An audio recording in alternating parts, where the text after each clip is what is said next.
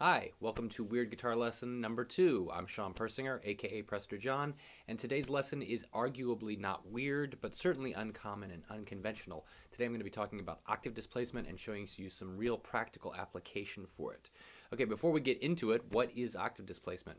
Well, the concept is pretty straight ahead. What you do is you take notes from a scale or a lick or any idea that you're playing, and you displace notes, any note you want, up or down an octave. Now you can do this arbitrarily or you can do it systematically. So example number 1 on the handout, which you can find at weirdguitarlessons.com, totally free, is a very systematic octave displacement where I've taken every other note and displaced it up one octave. So here's a G major scale. Here's the same scale with every other note displaced.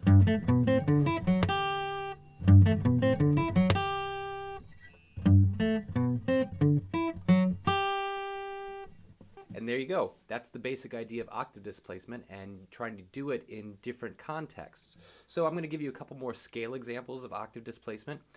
This is again another G major scale, 2 octaves. This is going to be example 2, and I've displaced this pretty much randomly.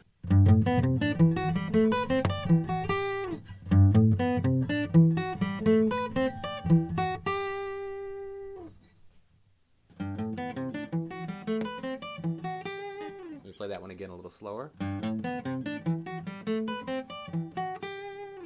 And here's example number 3, which is the same G major scale descending. Play that one again a little slower.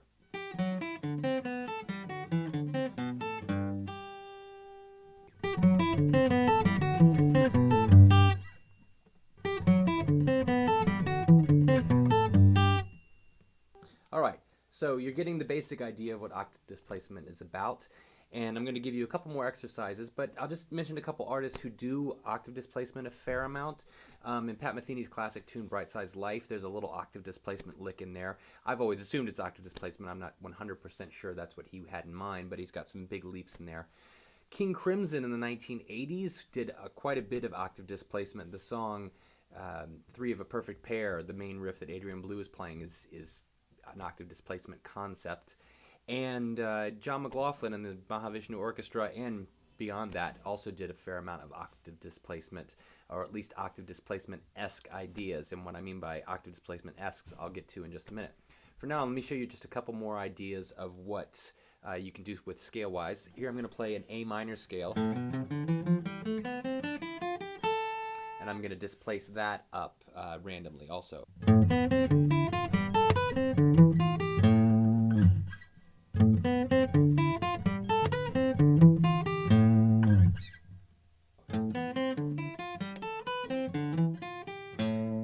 Again, let me play that one a little slower.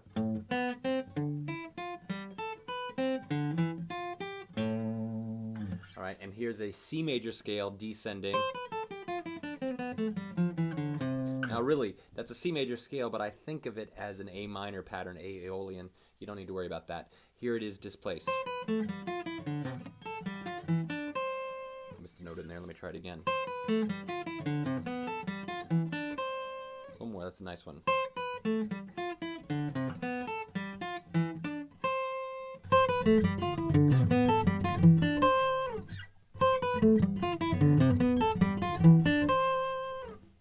The first place I ever heard about octave displacement was a guitar player named Joe Diorio, who taught at my school Musicians Institute.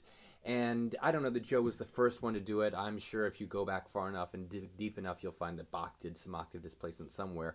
But Joe Diorio is the guitar player who a lot of people cite as being a big proponent of it. And he wrote a book, I believe in the 1980s, it might have been in the late 1970s, called Intervallic Designs, where he does a lot of these different concepts. And I had a teacher at school, I can't remember who it was exactly, but he said if you want to do some beginner Joe Diorio octave displacement, just start with a pentatonic scale. There I am playing the A minor pentatonic, and you're going to displace it like this.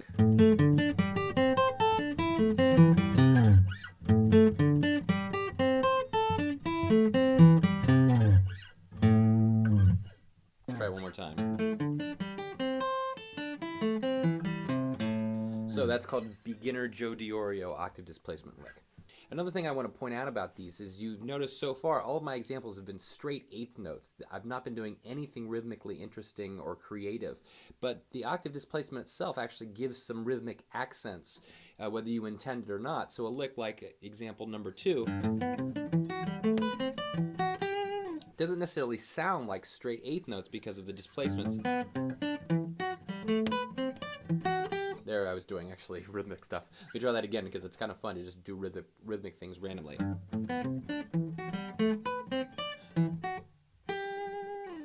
All right, so we're going to go to example number 7A. This is a tune I have called Saints that I recorded several different times with in different incarnations. I've done it with a trio in the band Boud, Deun, and I played it solo, and I played it in my duo Prester John. And the melody itself originally was quite simple. It's a very stepwise melodic idea in the key of G, where I go.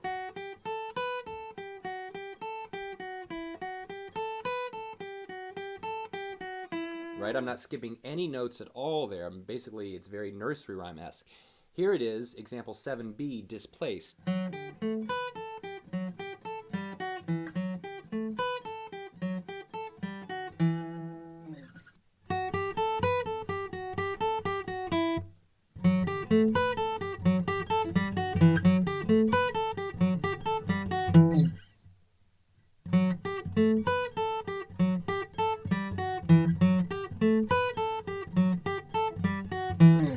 You might ask, well, which notes do you displace? You displace the ones that you like, the ones that you think you sound good. That's all there is to it. So I'm going to show you another example. This is example number 8, 8A. This is one of my favorite licks. This is a power chord lick where I'm playing just very simple power chords. I've got some ghosted open strings. So I'm going to just start it here.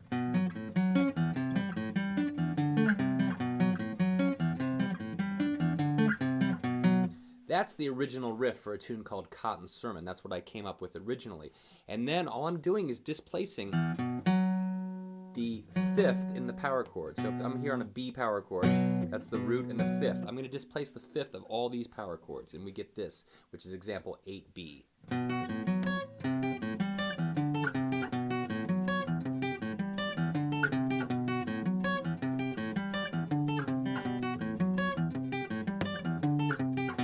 Couple of mistakes in there, but you get the gist. I love that riff. That's one of my all-time favorite riffs that I've come up with. I liked it so much that I gave it away to a violinist who actually plays it on the record. I don't even play that. I don't know why I didn't overdub my part later, but I didn't. So let me play it again for you. This is the Cotton Sermon riff, number 8B.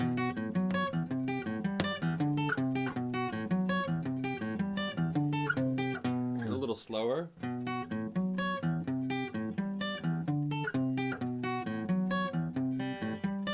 Mistake there. I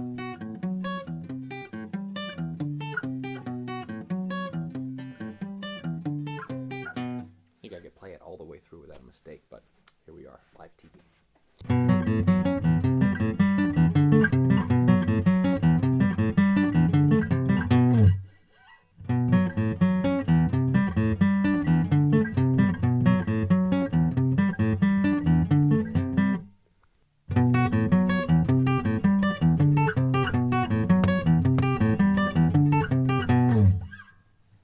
Example number 9 is a octave displacement-esque lick, and what I mean by that is I've not specifically displaced some notes up and some notes down at random.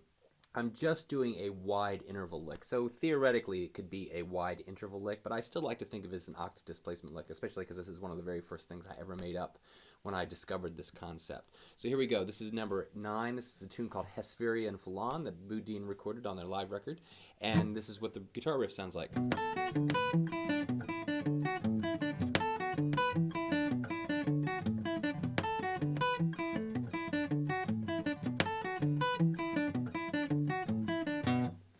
Do that one a little bit slower.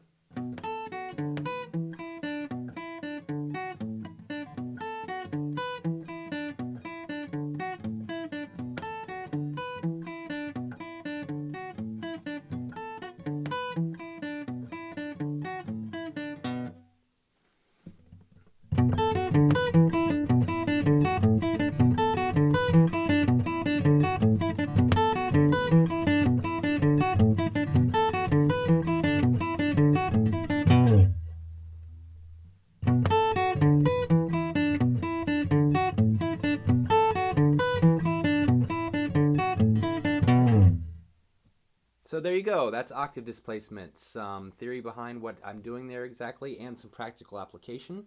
Don't forget that you can go to weirdguitarlessons.com and download the sheet music for all these examples for free. And just go to lesson number 2. And don't forget to watch lesson number 1, which was on the Locrian mode last month. And that's it. And we hope to see you next month. And hopefully there'll be another weird lesson coming up very soon by some guest artists. Thanks for watching. I hope to see you soon. Bye-bye.